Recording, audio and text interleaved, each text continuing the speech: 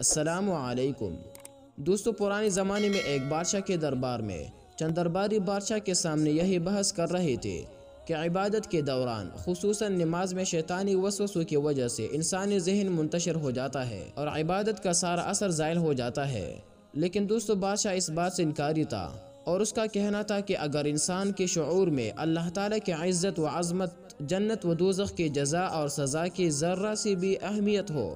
تو وہ کبھی بھی ایسے خیالات کو پیدا نہیں ہونے دے سکتا۔ آخر بادشاہ نے ان لوگوں کو سبق سکھانے اور عملی طور پر بات کو سمجھانے کے لیے ایک ترکیب سوچی اور ان سب کو پانی کے بڑے بڑے پیالے تھما دیے اور محل سے ملحق بازار کا چکر لگانے کا حکم دیا۔ ساتھ ہی دوستو یہ تاکید بھی کی کہ خبردار، اگر کسی کے پیالے میں سے ایک پانی کا قطرہ بھی چلکا ورنہ اس کا سر ادھر ہی قلم کر دیا جائے گا، اور تم میں سے جو بھی کامیابی سے یہ کام سر انجام دے گا اسے بیش قیمت انعام سے نوازا جائے گا۔ حکم کے ملتے ہی بحث کرنے والے درباری اپنے اپنے پیالے کے ہمراہ بازار کا چکر لگانے کے لیے نکل پڑے اور ان کے ساتھ ساتھ بادشاہ کے حکم پر ایک ایک جلاد بھی ساتھ گیا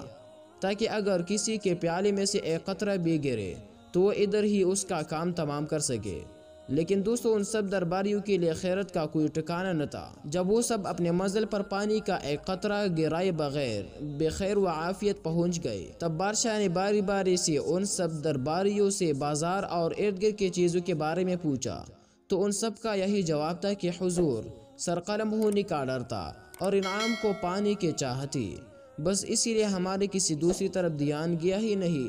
تب دوستو، بادشاہ نے ان سے کہا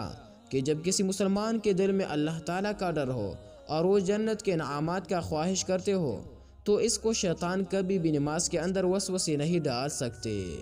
مقصد دوستو، اس حکایت میں یہ سبق چھپا ہے کہ اگر ہمارے دل میں بھی خدا کا خوف، جہنم کا ڈر اور جنت کی چاہ ہو تو کچھ ناممکن نہیں کہ ہم بھی اپنے عبادت کو ارد گرد کی سوچوں اور شیطانی خیالوں سے پاک نہ کر سکے۔